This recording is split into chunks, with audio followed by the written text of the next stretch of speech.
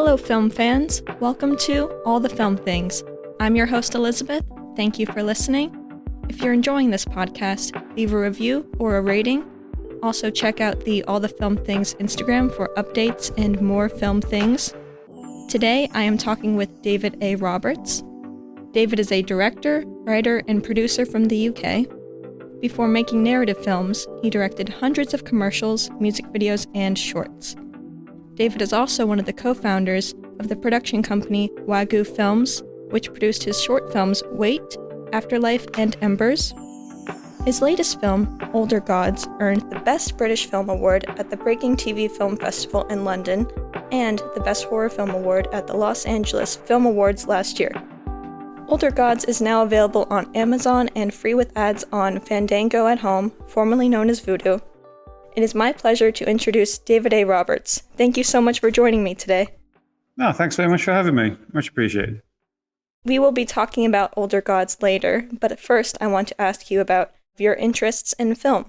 So, in preparing for this interview today, I've seen how passionate you are about film and everything that goes into making a film, from costuming to VFX to storyboarding. Has film and production been something that you've always been interested in pursuing? Yeah, always. It was kind of something. I remember writing scripts when I was a kid in school, so I doubt they were any good, but at least that little guy was at least giving it his best. And it was always film. It was always kind of obsessed with film and anything that I could do to be part of the industry, really. So we kind of, obviously, we're based in Liverpool in UK, so it's not exactly Hollywood. So we've kind of had, what can we do to work our way up? So we found that it's just getting a team together and realizing that we didn't eventually get to a point, as you say, after doing lots of commercials and things like that, and we had the team together, we actually had the opportunity to make our own little small film. So we were really proud of that. And obviously we'll go on to do bigger films, but there is a little part of you that remembers that little lad writing those scripts in his bedroom and actually doing it. It's actually a really cool thing. If you take a minute to stop and take a breath and actually realize what's happened, it's actually a really cool thing. So yeah, so it's always been there since I was a wee boy, should we say. Have you ever looked back at some of those original scripts and see how far you've come? I don't know if I have a lot of them anymore. I had the tendency, I think I had a lot of opening scenes and then got bored. You know, I think you probably had 50 amazing opening scenes and the lack of attention span to actually finish anything. Which is, to be fair, for a fully grown adult, finishing the script's not the easiest. Right. So no, I haven't. I don't think so. It'd probably be absolutely horrible as well. So maybe there could be something in there that serves as inspiration for a future project. You never know. You never know. I'll check them out. I'll see if I can find them. They'll probably be in my mum's basement or something. I'll go on. Find them. So you were saying how you've always been interested in film, and I'm curious what some of your film milestones have been. You know, films that you would say have made the biggest impact on you. It's always, in terms of, I don't know, I would like to pretend it's like The Godfather or something arty or something, but it's Aliens. Aliens was the most visceral. I watched it while I was far too young. My dad, for some reason, we've got this film to watch, you know, like he was a very old guy. So I'm showing it was the VHS days when my dad would go, and it was kind of our thing at the weekend. We get a takeaway and a VHS from the store, and like the Blockbuster type. And it was just, I just remember it and loving it. It was just like, you know, like you look back going, what is wrong with that little boy? Why is he not terrified by these horrible monsters? But it just, I have vivid flashbacks of just going, this is great. Who's that? Wow. What does that do? But even when you look back now, it's actually really, I've read the script of Aliens. I'd actually say it's the sharpest script you'll ever read. You know, like there's no fluff in it. So actually, it was a really interesting way of, learning structures of films and things like that. And it taught me that you can have really cool female characters in, because a lot of the time of Aliens was there were lots of them. Right. You know what I mean? And then Ripley turned up and you're like, who's she? She's awesome. And so that was really cool. But there's a bunch of films, but Aliens is always the one that I'll go to And if it's ever on, you're just flicking channels or something, and it's on, I will never not stop and watch it. You weren't afraid of it when you were a kid? I don't know why. I don't know if it's just hard-headed and dumb, but I just loved it. I think it was more, I do remember sound. So like, I was never scared. My dad used to tell me when I was really little, I'd put my hands over my ears to stop the scary sound, but I wouldn't stop watching. Do you know what I mean? So I wouldn't like hide behind the couch like a lot of kids do. I keep watching, but so it was like the scream of the monster or the music, which has kind of come around in later life, because it's very much, what's the word? As he started making the film, especially when you do something which is like horror based, it's all sound. It's the sound which makes you scared, not the visual, which is weird. So it's kind of good that there's an echo of that from me being little. Actually, when realizing that then actually makes a big difference when you start working in film, which is really kind of strange. Yeah, and so I'm not a horror person, but I did want to ask you about, especially now that you talk about sound and the score and how powerful that can be in horror and really in film in general. What were your thoughts on The Shining? I love The Shining. That's always one of my, it's always been one of my favorites. It's always, it's just so much about it. One of those ones where you watch it once, but then you'll pick up something the next time you watch it. And then Absolutely. The next time. So it's always one. Is it one of your favorites or? That's the only one I can watch, but only in the mornings. Well, I think the reason for that is probably there's not a million jump scares in it. Yes. It's more, which was kind of a mission for Older Gods, when we were trying to make sure that we wanted to rely on kind of a sense of like being unsettling and creepy, rather than the cheap jump, should we say? And we call it the quiet, quiet, bang, quiet, quiet, bang. Like it's quiet for a bit, quiet for a bit, bang, jump. So we're trying to. I know that those films are like the roller coaster film, aren't they? They try and make sure that it's not about plot and things like that. It's supposed to be the fun of watching a horror, isn't it? Which I do completely get. But if you're not a horror person, I think that's why, because it's a bit more thoughtful and slow and a bit strange. So it's actually a bit of a drama mixed in with the horror, isn't it? Do you know what I mean? It's like a family, weird, strange. It's also, I don't know, you could say it's like a thriller in a way, because he's turning into a psychotic. So is he crazy, or is it ghosts doing it? Do you know what I mean? It's kind of right. I love the show. I think it's brilliant. I always find it fascinating that Stephen King actually hates it, which I know. It's just nothing to do with his. I think, to be fair, if you spent all that time writing a book and somebody made a film, no matter how good it was, and it had nothing to do with your book, you'd probably be a bit annoyed, to be fair. Yeah, but I wish he could appreciate it for what it is, even though it is different from his original story, because it's really an incredible film. And the first thing about The Shining is the score, and it's terrifying.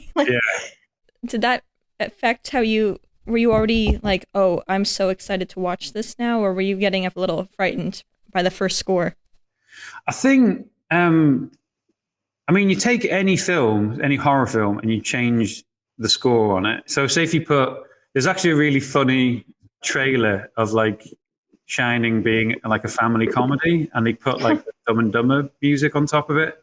Oh my gosh. You watch it and it's very cleverly edited, but it actually proves the point of, once you change sound, you can change tone, things like that. So would Shining be the same without that score? Probably not, I'd say. But no, it's always really, I love it. I don't know, there's something about watching a good horror film, and so, especially when it's one like The Shining, which is actually saying something or thinking something, it's not just that quiet jump thing.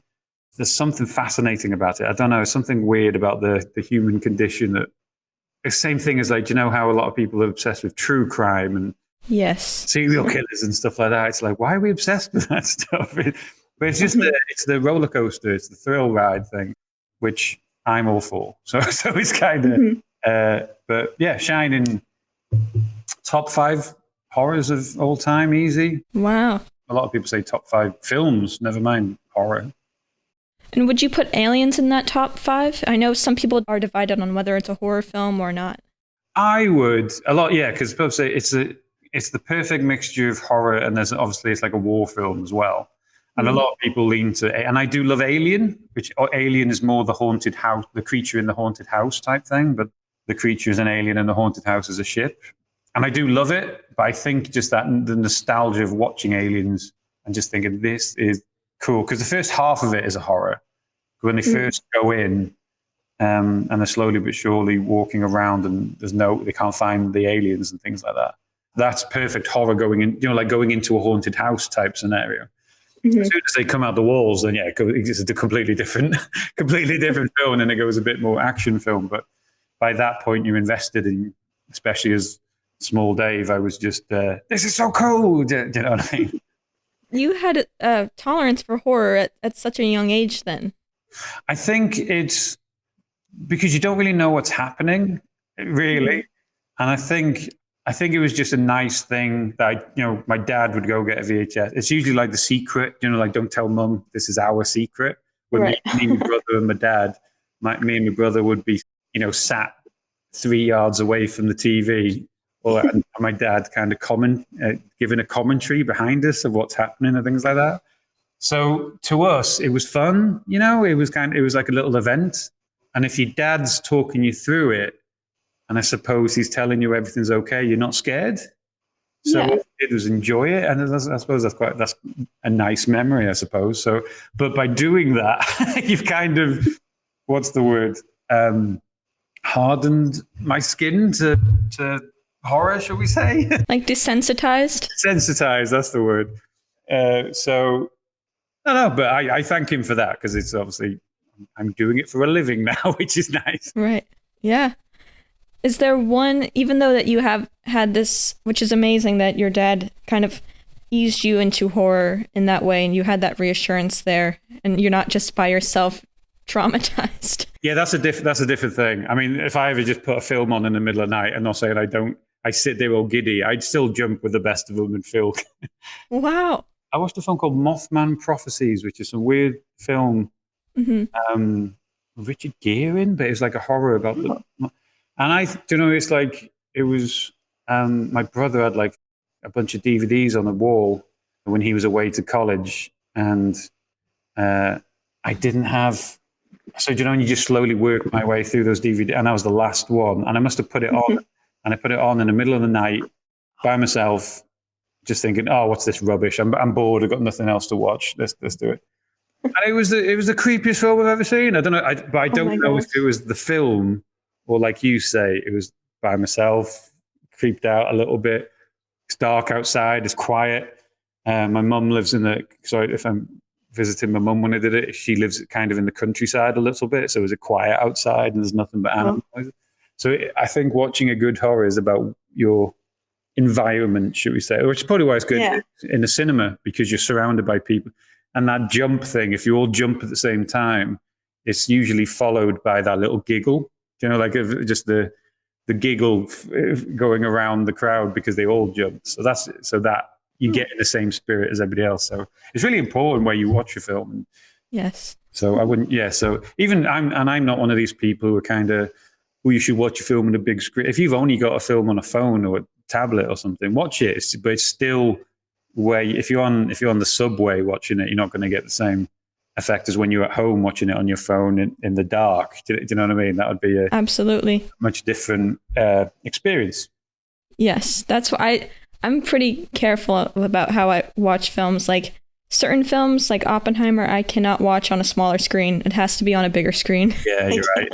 Yeah, there's certain films which are built up. The point of them was filmed for the big screen, and that's very Christopher Nolan. That's his thing, isn't it?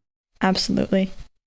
So the film that you just mentioned, is that the one film that really traumatized you? Because I'm curious if there has ever been one that really freaked you out that you would never watch again.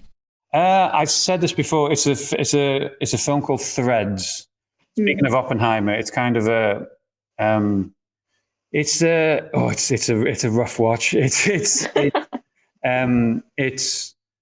kind of a mock documentary. It was from either the 80s or the 90s, but it's the aftermath of a nuclear bomb going off in the UK. And it's basically what happens afterwards in terms of what happens to the government, what happens to the air after fallout. To the point it's like it cuts to 10 years later and people have forgotten how to speak English, or like 20 years later, like the new generation, the younger people have been born. Mm-hmm. And it was just, there was no, like Oppenheimer's a kind of dark film, but it's got moments of levity, right. And there's a couple of not comedy, but like moments of making it, like, could make you smile, like a quip or something. But none of that in Threads. Threads is the only one, because I watched it in college, so it was very much kind of, and there was like a little theatre in college, and it's the only time I remember a film finishing, and as they walked out, nobody was saying a word. It was horrible. It was just like watching a real document. I think the fact that it was in that documentary mock documentary format, which really freaked me out. And occasionally, every few years, I'm kind of like, I should go back and revisit it. But you kind of remember how it made you feel, and you're like, yeah, I don't want to feel like that the rest of the day. I've got to be, or maybe watch it in a crowd or something, so I can collect. If it's just me watching this horrible, it's brilliantly made. It's great made, and it still kind of holds up if you think of it as a documentary from years ago. But Threads, if it's one of the, I was just about to say, I recommend it, but you got to be in the mood to watch it. It's not a horror film or anything like per se. It's just bleak and wow, that's very realistic to what would happen if the bombs dropped type thing. It was that's the one that freaked me out the most. That sounds horrifying. Yeah. But also, it sounds like another documentary. I saw this in a documentary class it's only about 30 minutes, focused in Japan after the bombs went off. Oh, is it like an animation? Or? No, it wasn't animation. It was a black and white short film, about 30 minutes or so. I wish I can remember. I know the year was in the title, but I forget the name. I wish I remembered. But it sounds similar, and that is a very tough watch. Those sort of war documentary type films. Oh, yeah, no, I don't know why we do it to ourselves, to be honest. But there's kind of that, it's the car crash thing, isn't it? Do you know, everybody slows down as they go past the car crash. It's just that they want to have a peek, no matter how you can be the most normal person, shy person, reserved person in the world, but you slow down and have a peek. Do you know what I mean? It's kind of, it's the same thing with film and things like that. It's kind of like, oh, that sounds a bit much, but somebody was saying how horrible it was. Maybe I should check that out. That's just how we are. We're a weird species. Yeah, we really are. Yeah. Is there a subgenre of horror that you tend to gravitate towards, and one that you're not much of a fan of? I do like sci-fi horror, anything to do with like a mix of either cosmic horror, like Older Gods, which is kind of the fear of the unknown rather than the fear of. I'm not a huge fan. I like things like Halloween and things like that when it comes to like slashers, but I think it's all the million films copying it, which aren't quite up to scratch, which I'm not a fan of. I think my genres of horror is kind of like The Thing is one of my favorite films. Oh, and like Alien's The Thing, Alien. I think that's more up my street, should we say? I saw a clip from The Thing once, and it just traumatized me. Have you never seen it? Oh no! I do not really watch horror. There's The Shining and The Silence of the Lambs I can handle a little bit, but The Shining is the only one I will personally elect to come on. And we had to watch the Texas Chainsaw Massacre in a 70s class, and I have just denied that film. I'm not going to analyze it further. I'm done with it. That's more the slasher type. Well, The Thing's also a good kind of psychological horror as well. It's kind of, because it's not, there is monsters in it and there's jump scares in it and all that, but it's also supposed to be the thing kind of takes over a human and you're not supposed to. So it's kind of the paranoia of who is the thing.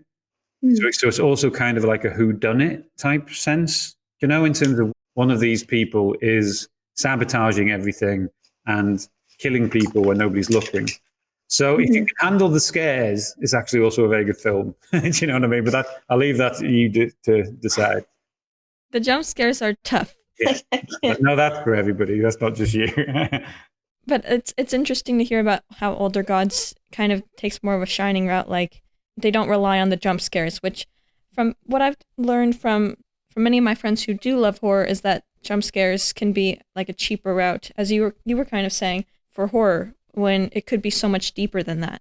Yeah, so I think I kind of took it easy on the audience a little bit when we were editing. We were kind of putting, do you know, when the jump scare often gets a ridiculously loud noise behind it, and you kind of Right. like, is that necessary? But when we were editing, we were like, oh, it would be cool though if we just stuck that out. But we kind of kept the ridiculous. There's a couple of them. I'm not saying there's not a couple of jump scares in there because it's just fun, but but we weren't relying on it all the way through. If that makes sense. That we were going down more the role of The Shining, where it's more not knowing where the danger is. Like obviously in The Shining, you know it's Jack Nicholson, but it's like what is causing him to become like this? Is he going mad? Actually, I've never really thought of it. There's a good parallel between Shining and Older Gods in terms of we were trying to give the sense of is this happening or is he spiraling into madness? You know, so all the way through, we're trying to make you guess each way. So it's hopefully you start one way, then you go another way, and then you go that's what we was aiming for. And The Shining's very like that, actually. So yeah, maybe subliminally, can't even say the word. But it's always like a favorite film of mine anyway. So it's probably ingrained in the old brain anyway, you know. So I don't know why it wouldn't be. Yeah, well, reading about the plot, it did kind of remind me of The Shining, and especially, which I'm going to ask you about this later, but being so remote in a cottage, you know, cabin fever, like The Shining was in the middle of nowhere really with this hotel amidst a snowstorm. So yeah, there did seem to be a few similarities, but of course I'm too afraid to watch. No, that's all right. Well, actually, because when we were living it, we were kind of the strange thing about the location of where we filmed that. It was like living in an igloo in the middle of nowhere. It was just kind of, it was just like a really weird experience. And we were trying to make sure that we were like, this is where we film. It's just a location. It's just a location. Don't worry about it. But the more we kind of stayed there, it was kind of the cabin feverness of it all, should we say. It was quite an experience. So it felt a little bit like being in that Overlook Hotel. That's the word, isn't it? Yeah, Overlook Hotel. Yeah. Wow. So you had an experience with a little cabin fever. That's interesting. Well, it was during the pandemic, so we kind of purposely had to find a location in the middle of nowhere so we could live in a bubble. And when you do that, there's no hotels nearby, because often people were saying kind of like, was your crew a budget thing? That why it was so small? You only had like 8 people there. And it was kind of, no, because we all had to stay in that little cottage in Older Gods, because we filmed there, but then we slept in there at night because there was no hotels nearby. We had to work in a bubble. Do you know what I mean? So, but once you're there for a week and you're full on, it was like one of the hottest days of the year. You kind of, there's a certain cabin fever that you get kind of towards the end of the week, you know? Oh, I mean, cabin fever but I wonder how much for team bonding it was. It was great, you know. It was trying to. It turned into a bit of a boys' club, because we, you know, like a Boy Scout thing, because everybody was sharing rooms. So the only unfortunate thing about we couldn't have lots of women on set, because the decision we had to make was just, you know, we're going to have 2 guys staying in this room, 2 guys staying, because there was no single rooms. Right. So that was obviously there was ladies involved in the pre-production and the post-production, but the horrible disadvantages of just having nothing but guys there, it does turn into a weird little Lord of the Flies type situation. So it's kind of no.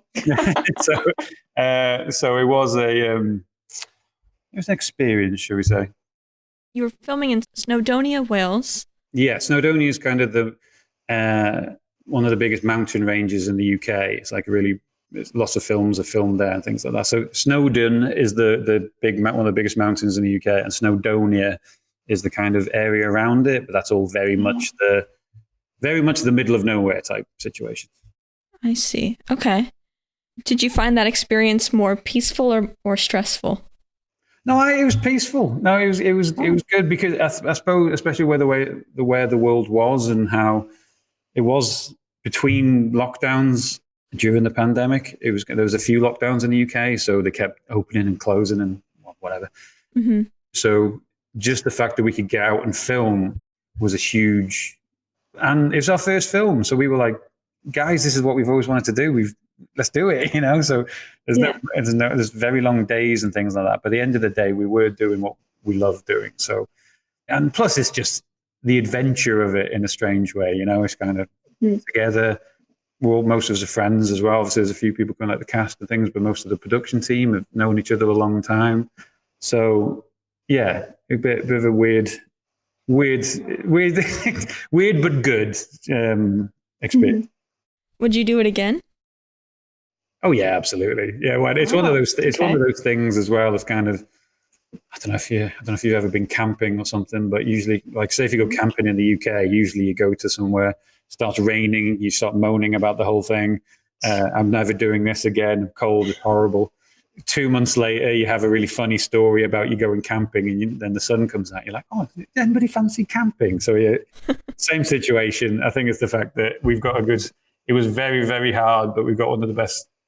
Do you know when you think back and you kind of in a positive note, it's probably yeah. Yeah, oh yeah, hands down, no problem. I mean, I've heard it rains a lot in the UK. It's a lot of people say, but it's the same as say New York or Boston or something. If it's the winter, it's cold. If it's the summer, it's like if you live in LA, it's just hot all the time. But that's not what normal life is. It's kind of if you live in Washington or you live in Seattle, or it's gonna, it's hot in the summer, it's rainy in it.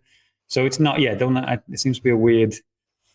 It does rain. I'm not saying it doesn't rain, but it does get hot here. But I actually don't mind it. If it goes hot and then there's rain a few weeks later, that's good for me.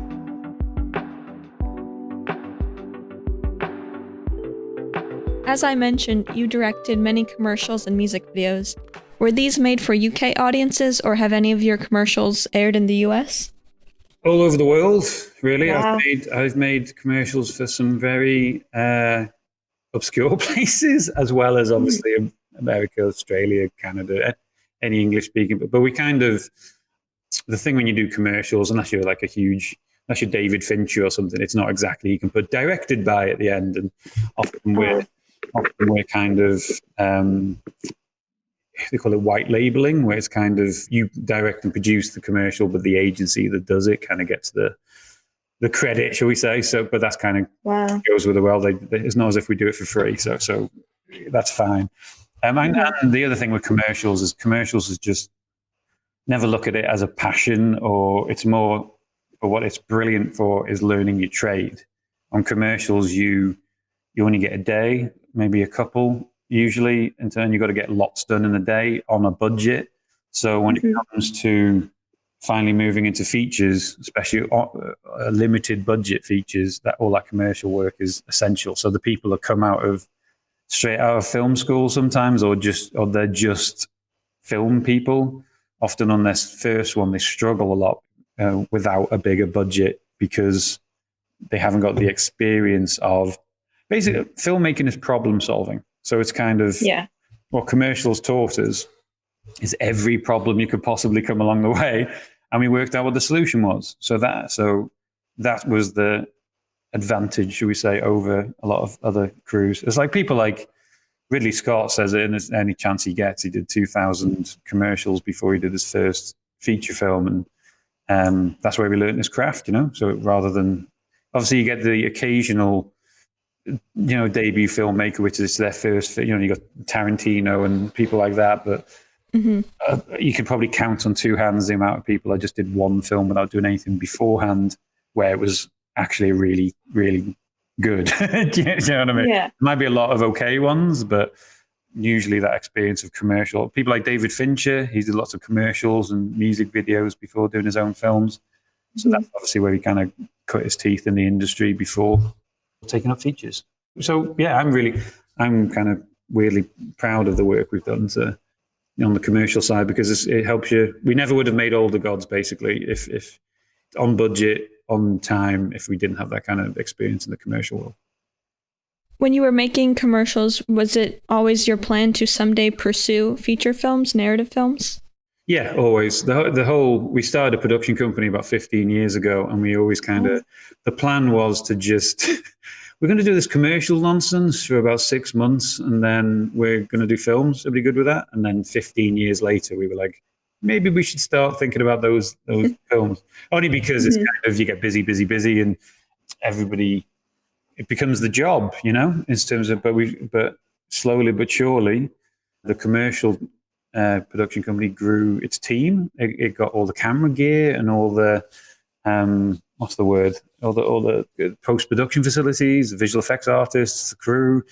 So eventually you're like, oh, wow. So what we need to make a film is essentially just the costs for the actors and the locations, because we can handle everything else. Apart from things like art direction, that's where we bring somebody else in, where it's like the prosthetics and the sets and stuff, and sound. So any kind of like Gerald Buckfield was our composer, and so that's usually where we bring somebody else in, because we do kind of put our hands up and say that's not our specialism. So I'd rather let it go. It's bring in the experts, and a good rule of thumb in filmmaking is surround yourself with people that are better at the job than you. So that's kind of what we think. I think Tarantino shares that same advice. He said that before as well. Because you can't do people's job for them. So a film director basically is a problem solver. It's just putting out fires, because you've got 9 different people asking you a question. So you've got the actor, the cinematographer. You can't sit around umming and ahhing, thinking about, let me just give me half an hour to think about that. It's you've got to be a leader, obviously, because people are looking for answers. And I've been on sets myself where I've been crew, and the director's just fallen apart with all, can't handle the pressure of all these questions, and they're just, leave me alone. So it's not for everybody, but I'm always of the opinion of any kind of leader, or nobody wants indecision. So even you would rather have a decision made, even if you don't think it's the best one, as long as it was made quickly. So if you're the cinematographer and you kind of, look, we need to go here or there, where do you think is the best? And you're not really sure. It's just let's go there. And then it's down to the cinematographer to make that decision work for him or her, So that's all film director is. So it's kind of like Tarantino. He would have surrounded himself with a good cinematographer, so it looks good. He doesn't need to be the expert on the camera. He got a very good editor to turn, and just you surround yourself by the best, and that's including the cast as well. So obviously, once you have a good cast, that makes your life a lot easier as a director. From going from being a crew member and seeing a director under this amount of pressure, when you directed Older Gods, did you think that pressure was more than you thought it would be? Did you feel like you were prepared to direct with all that pressure and all the many questions? I knew it was, the avalanche is coming, so you plan for it. So it's kind of preparation. I just had so much.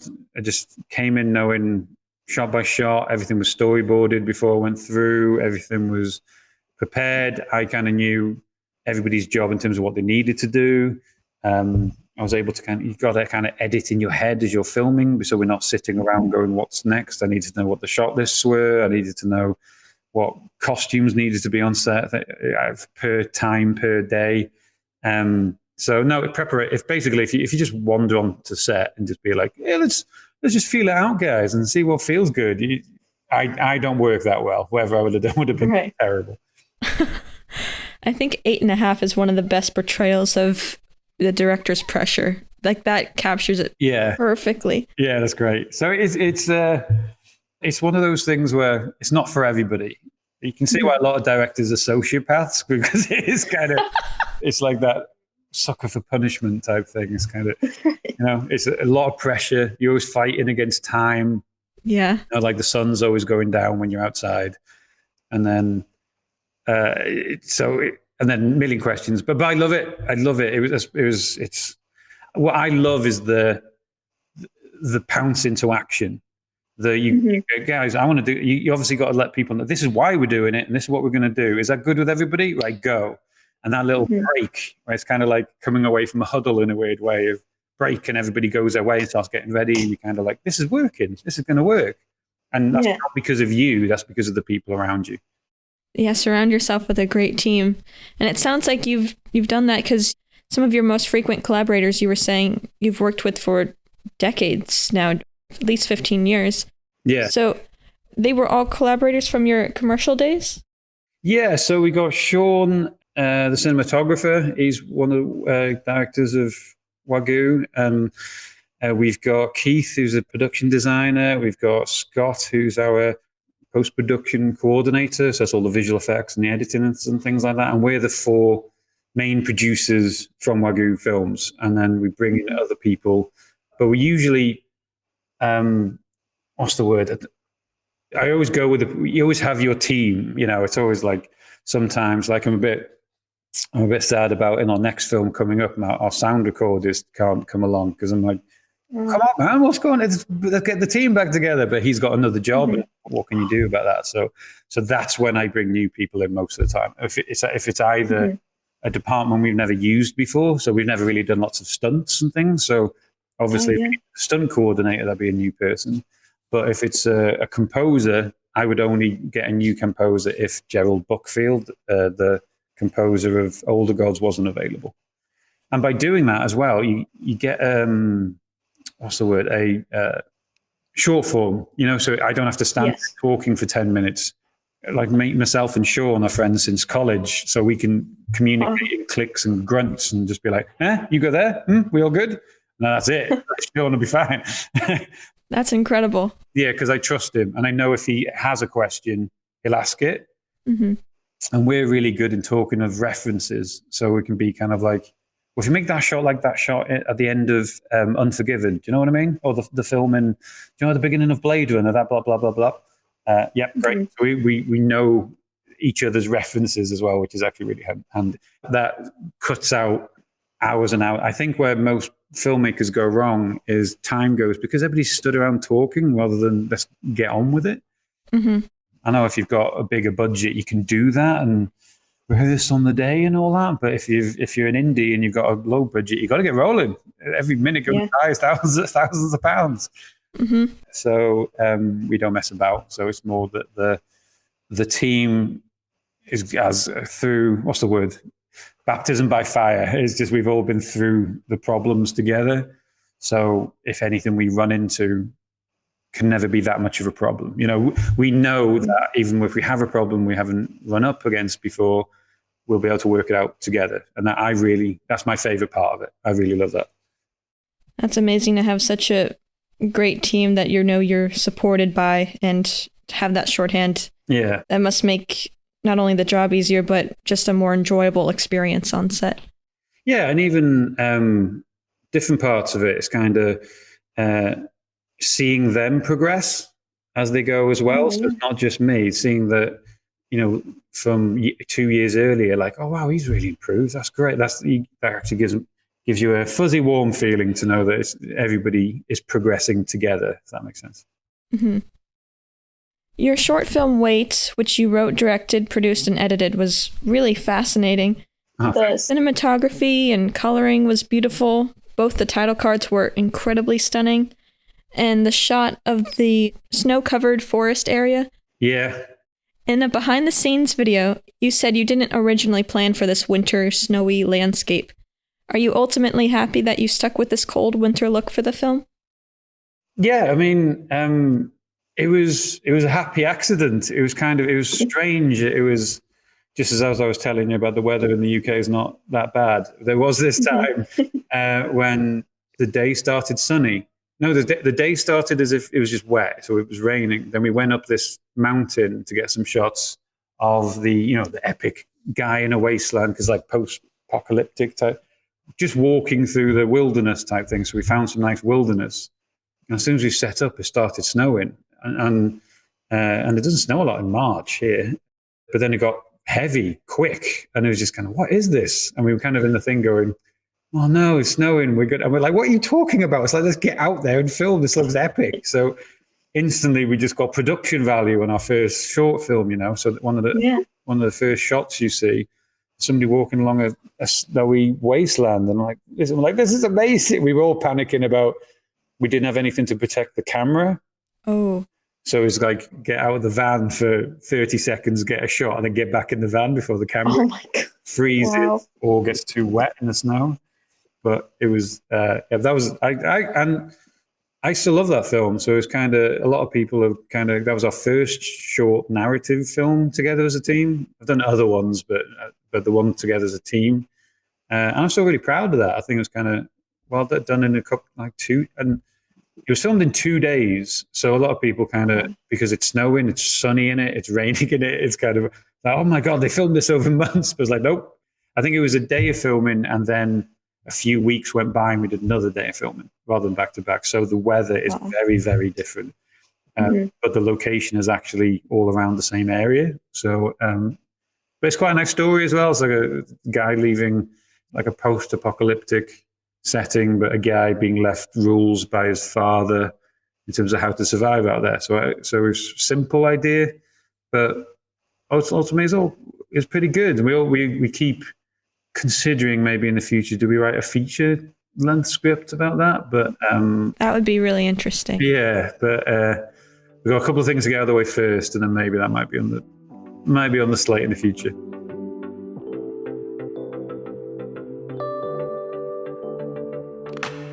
Older Gods, your latest film and directorial feature film debut. Congratulations on that achievement. Thank you very much. It was it's overachieved a lot, which is great. I think there's been a lot of it's obviously had marketing behind it and everything, but I just think word of mouth has done really well. I think there's a certain type of fan which likes it. I think it's obviously you need to like the psychological and the thoughtful and the slow burn type horror, should we say, rather than it's not really like with slasher fans like it. I don't know, but hopefully, but the fact that it's just done very well. So thank you very much. It's we're really proud of it. How would you describe Older Gods to those who haven't seen it yet? So it's we kind of say it's kind of Lovecraftian. It's a cosmic horror and a fear of the unknown. But essentially, the story is after finding out about the apparent suicide of his friend, this character called Chris Rivers travels to where it happened to try and find out what happened, what was true, because he didn't seem to be the person's. But while he's there, he starts kind of discovering this kind of apocalyptic cult, which is kind of, what's the word? Hounding him in terms of trapping everybody. And basically they were the ones that him and his old friend Billy kind of were involved with. So the whole film's about Chris's investigation into what happened with Billy and who are these people. So it's kind of a bit of a Lovecraftian descent into madness is the line we keep using. As someone who doesn't know much about Lovecraftian, what is Lovecraftian? So it's cosmic horror, basically. So it's kind of, so rather than there being a psychopath or a monster or an alien, cosmic horror is kind of the fear of the unknown. So it's kind of like the universe, or we're so small as there's something out there which is threatening us all. Are we a tiny speck in the mind of this huge creature? It's the fear of the unknown. What is happening, and unexplained things happening, etc. So the term Lovecraft is from H.P. Lovecraft, the writer, who is a very questionable guy. In terms of, he was a very what's his time and pretty xenophobic, because I think he was because he wrote a lot about these monsters, and people started realizing, is he talking about other people or cultures and things like that? So he's not the greatest guy, but what's interesting about him is his concepts. So it's always kind of like he's got these elder gods and old ones, which are kind of these cosmic beings, which are kind of controlling the universe and all the outcomes, and they're kind of at war with each other. So that's what Lovecraft means. And we like to fit ourselves. It's not a Lovecraft film, but it's in that genre, should we say. And a lot of Lovecraftian stuff is somebody turns up somewhere to investigate something, and everything goes horribly wrong and strange. And you can definitely say Older Gods goes in that direction. I was really moved reading about what inspired you to create this story. Can you talk a little bit about the inspiration for this film? Do you mean in terms of my friend who? Yeah. So there's a bunch of different things. It's kind of we started the film. We had a bigger budget film that got because of COVID happened. We had to kind of delay everything, and everybody told us that the film was going to. This other film that we had ready to go was going to be delayed about a year or something. And we were very much like, no, let's just take the whatever budget we've got left and let's write something that we can just make. We don't need other people. Let's stop waiting for permission from other people. So that's why we got it back. So we started writing about us trying to keep it small and low key in one location, one person. And unfortunately, it was just while I was writing it, my friend was very, very sick and apparently got 24 hours to live. Oh my God. But so because of COVID, they said we couldn't go and see him, but they were going to sort out a video call for us the next day. And unfortunately, he passed away before the time we were slotted in to do that, basically. And it's kind of, what's the word? It wasn't like the inspiration for it or anything. But other people tell me that very much, because that happened while I was writing Older Gods, and that very much led into it, which is more kind of, you have this weird survivor guilt of, oh, I never told him why, we're just guys, we're all guys. And we, like, sure, I should have told him I loved the guy. But then you're kind of like, why are you guilty about it? He was my friend. He would have known. Kind of that bled into Older Gods a lot in terms of, we've all got this guilt on our shoulders. It's often it's an undeserved guilt, but we're all willing to get rid of that guilt somehow. In terms of, that's definitely Older Gods. What are we willing to do to get over the guilt that we've been struggling to get rid of? And I'd say that I'll admit that a lot of that did bleed in for my own experiences, which did. Yeah, that's a terrible loss, but it is amazing to hear that how that led to this film and the creation of it, and how, because film is personal, and when you relate it to parallels of your life, it makes it even more moving and makes it even more impactful, I think, to audiences. So thank you for sharing, and I know it's a tough subject, but no, it's okay. I think it's good to talk. That's the thing. It's like, if everybody does have issues like that, keep it inside. Nothing. Just any issues anybody ever has, and always talk to somebody you instantly feel better. Even if it's a stranger on a podcast, it's still it's good to talk about. So it's absolutely. You need to stop. What's the word?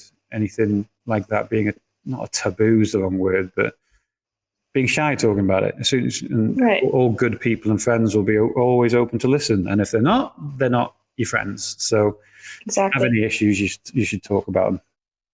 Absolutely, and it's more healing that way, and it's more, you can relate to people in that way, which is a powerful thing. Yeah, I'd argue that you actually get to know people better as well. So if a friend of yours kind of opened up to you, surely that would make you closer in a way. I have no issues with dumping my problems on other people. Well, what was it like to direct Rory Wilson, the actor in the leading role, on portraying these emotions that, well, I wrote inspired the film, but now I'm learning not fully inspired the film, but you know what I mean? Yeah. No, it's kind of inspired. It's definitely. But Rory was brilliant. It's because it's a one-hander. He's in every scene. He's pretty much in every shot. If his performance was no good, the film wouldn't have worked. So he was brilliant. Knew everything. Never. He knew the script better than me. There'd be times where I'd be like, "What's the next line, Rory?" And he would always know. Which I'm always very impressed with that stuff, because I'm not an actor, so I struggle with. I had like a cameo and I did one line at the beginning, and I'm sure I messed that. I needed 3 or 4 takes to do that, and I'm off screen as well. So no, I'm very proud of him. It's his first leading role, so hopefully you think it's bigger and better places for Rory in the future, surely. Yeah, and you had worked with him before, and Just from the trailer, he had a presence to him, and I watched a clip posted by Wagyu Films on YouTube, and even that clip was terrifying, but he was excellent in it. Yeah, he's good. He's a charismatic guy. He's well prepared. He's got that brooding intensity thing, which is hard to pull off for most of us. But no, But apart from all that, he also mixed in the emotional with the scared, with the resilient. When he starts to try to fight back type thing. So he covered. It's a good arc because at the beginning of the film, he's in a nice tie and a nice shirt and all that, and then the end of the film, he's half naked, covered in crap and blood and everything. My gosh. So you can't say he didn't have a good character arc. Do you know what I mean? And I was in awe of seeing the before shot of Chris with his back to the camera, arms out, and then the after shot with the added VFX environment and monster creation shots. As someone so passionate about film, what is that like for you to see the incredible use of VFX in your film, your creation? Oh, it's huge. It's everything. It brings it to life, when you had this idea for having something in the because there's just certain things you can't film, especially on the budget. Scott Bishop was the visual effects supervisor, and that was brilliant for. He did everything by himself, so he did all the, as you say, that shot of with this kind of like a monolith floating above him. That's all visual effects. Yeah. It's like a creature in the fog. That's all visual effect. But there's lots of. I recommend looking at Wagyu Films' YouTube channel. There's actually a VFX breakdown video, there's so much visual effects in it that you don't know is there. Like there's a smashed phone which looks really realistic, but that phone isn't smashed because it was my phone and I wasn't going to smash it because we forgot a spare one. So Scott had a visual effect in. There's a huge drone shot at the beginning which shows the wilderness, but he was. But there was lots of cars on the road because that's where all the van and the crew had parked. So he had to do loads of visual effects of trees and covering things up and things. So it's one of those where it's not just a big monster money shot type stuff. He actually did a lot of fixing problems, should we say, Mm-hmm. It was visually stunning. Those VFX shots were incredible, and so is the art direction. And who did the art direction for this? Because it was incredible. So that was Andy Sexton. He did a brilliant job of not just things like prosthetics and the wounds on the back and the circle within a circle that the people are being marked with, but he also did. In the film, there's a million sketches that are all over the wall, and he had to do each one by hand, and they're all very brilliant. And like the Older God poster was from one of his sketches. But no, brilliant. So I was really happy with how that turned out. And yeah, amazing. You did a great job, Andy. Do you feel that your original vision was absolutely portrayed on screen? Yeah, absolutely. I think, especially it was so quickly put together. It was a leap of faith, so to speak, to just get it done. But it was actually pretty brilliant. And I'm really proud of what we did and what the team managed together, basically. Thank you so much for joining me today, David. I've really enjoyed our conversation today. And me too. Oh, good. I'm so glad. At the end of each episode, I give the floor to my guest if you have a film recommendation, a plug, a quote to share. So is there anything you would like to conclude our episode with today? I saw Late Night with the Devil recently at the cinema, and I thought it was brilliant. I thought it was very different, new, taking some swings, shall we say, and different. So I'd really recommend that. I think it's still in the cinema or it's on Shudder now, but yeah, I give that a recommendation. All right, and everyone, don't forget to check out Older Gods on Amazon and Fandango at home, as well as other Wagyu short films on their YouTube channel at Wagyu Films. Again, thank you, David, for joining me today. No problem. And thank you all for listening. Until next time, bye, everyone.